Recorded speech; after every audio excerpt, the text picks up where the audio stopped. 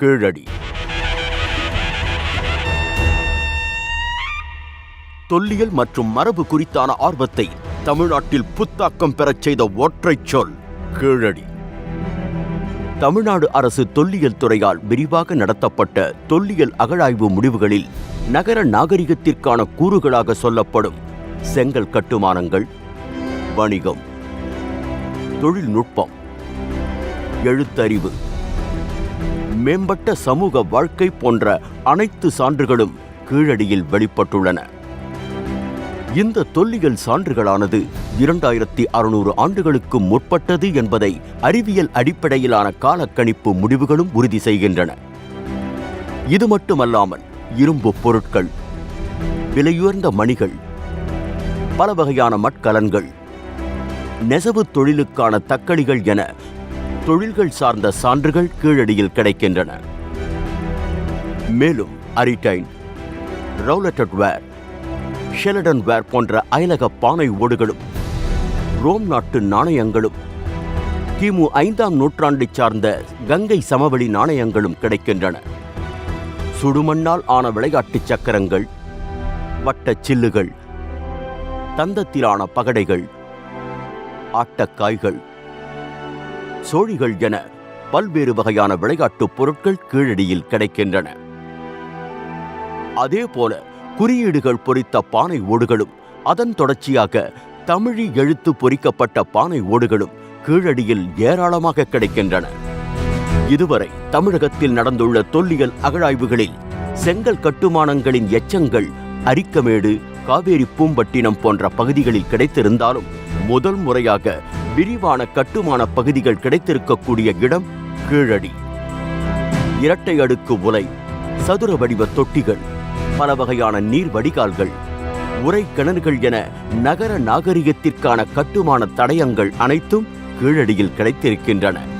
செங்கற்களின் அளவை வைத்து பார்க்கும் போதும் அதற்கான இணைப்பு பொருளாக களிமண்ணை மட்டுமே பயன்படுத்தி இருப்பதை வைத்து பார்க்கும் போதும் இந்த கட்டுமானங்களை சங்ககால கட்டுமானங்கள் என்று தொல்லியல் அறிஞர்கள் வரையறுக்கின்றனர்.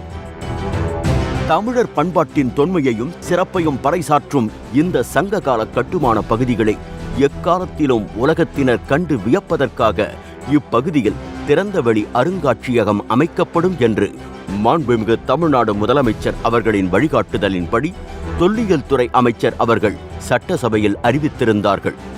அதன்படி சீனாவின் சுடுமண் வீரர் திறந்தவெளி அருங்காட்சியகம், ஜப்பானின் நாரா திறந்தவெளி அருங்காட்சியகம், தொலவீரா, லோத்தல் போன்ற சிந்துவெளி பகுதியின் திறந்தவெளி அருங்காட்சியகங்களைப் போன்று கீழடியிலும் உலகத்தரத்தில் நவீன முறையில் திறந்தவெளி அருங்காட்சியகம் அமைக்கப்பட உள்ளது.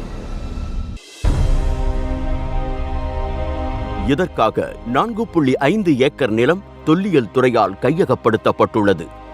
மொத்தம் 5914 சதுர மீட்டர் பரப்பளவில் 17 கோடி ரூபாய் மதிப்பில் அதிநவீன முறையிலும் பாரம்பரிய தோற்றத்துடனும் பிரம்மாண்டமான திறந்தவெளி அருங்காட்சியகம் அமைக்கப்பட உள்ளது. இதற்கான கட்டுமான பணிகளை மாண்புமிகு தமிழ்நாடு முதலமைச்சர் அவர்கள் தற்போது அடிக்கல் நாட்டி தொடங்கி வைத்துள்ளார்கள்.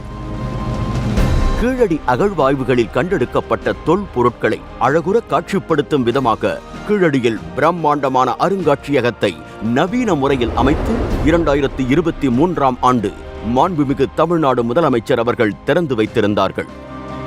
2 ஆண்டுகளில் கிட்டத்தட்ட 6 லட்சம் பார்வையாளர்கள் இதுவரையில் கீழடி அருங்காட்சியகத்திற்கு வருகை புரிந்து தமிழரின் தொன்மையை அறிந்து சென்றுள்ளார்கள். நேரில் வர இயலாத மற்றவர்களும் தாங்கள் இருந்த இடத்திலிருந்தே இணைய வழி மூலமாக கீழடி அருங்காட்சியகத்தை சுற்றி பார்ப்பதற்காக மெய்நிகர் இணைய வழி சுற்றுலா உருவாக்கப்பட்டு கீழடி இணையதளத்தின் மூலமாக இணைக்கப்பட்டுள்ளது.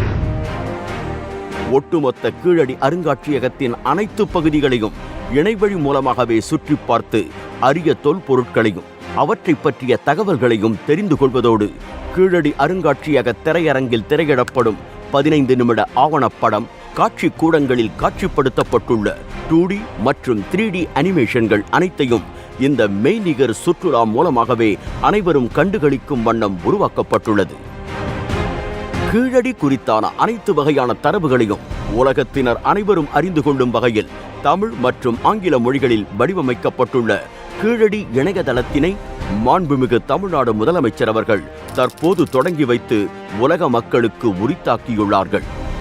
எத்திசையும் தமிழனங்கே என்று தமிழர் பண்பாட்டின் தொன்மையை உலக அரங்கிற்கு எடுத்துச் செல்லும் மாண்புமிகு தமிழ்நாடு முதலமைச்சர் அவர்களின் முன்னெடுப்பினை தமிழ் சமூகம் என்றென்றும் போற்றி வணங்கும்.